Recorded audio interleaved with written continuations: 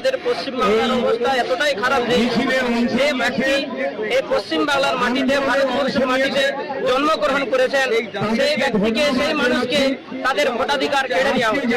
এটা আমাদের মূল দাবি যে তাদের ভোটাধিকার যেন তারা ফিরে পায়, এই দাবিতে আমাদের আন্দোলন। সরকার আপনাদের কতটা পাশে রয়েছে? সরকার আমাদের পাশে এতটাই রয়েছে যে যাদের সবকিছু নথি থাকা সত্ত্বেও বেছে বেছে মুসলমানদেরকে নাম কেটে দেওয়া হচ্ছে। মুসলমানদের নাম যে বুথে 60 জন নাম রয়েছে, 60 জনের মধ্যে 58 জন হিন্দু নাম, মুসলিম তাদের নাম কেটে দেওয়া হয়েছে। যে 58 জন হিন্দু তাদের নাম উঠে গিয়েছে আর 2 জন মুসলিম তাদের নামই রয়ে গিয়েছে। প্রত্যেকটা বুথের একই অবস্থা যে মুসলমানদেরকে বেছে বেছে নিয়ে তাদের নামটাকে কেটে দেওয়া হচ্ছে।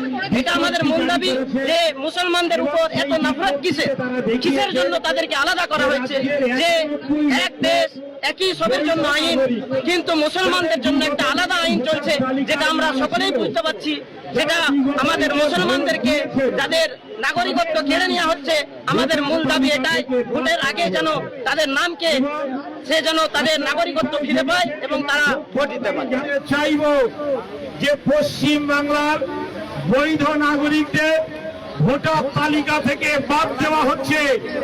আবার অন্য রাজ্য থেকে, তার অন্য রাজ্যের নাগরিকদের সেখান থেকে নিয়ে এসে এখানে 6 নাম্বার ফর্ম ফিল আপ করে পশ্চিম বাংলায় বিধানসভা নির্বাচনের আগে তাদের নামগুলো ভোটার তালিকায় তুলে দেওয়া হচ্ছে।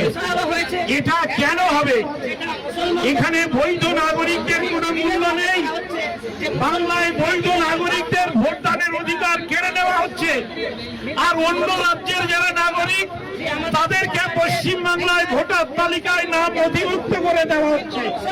এই যে তালিকা তৈরির নামে, ভোট প্রক্রিয়া সম্পন্ন করার নামে নির্বাচন কমিশন একটি সাংবিধানিক সংস্থা হওয়া সত্ত্বেও যেভাবে সম্পূর্ণ প্রক্রিয়া একটা প্রহসনে পরিণত করেছে, আমরা তার বিরুদ্ধে আজকের এই সভা থেকে তীব্র ভাষায় নিন্দা এবং প্রতিবাদ জানাচ্ছি।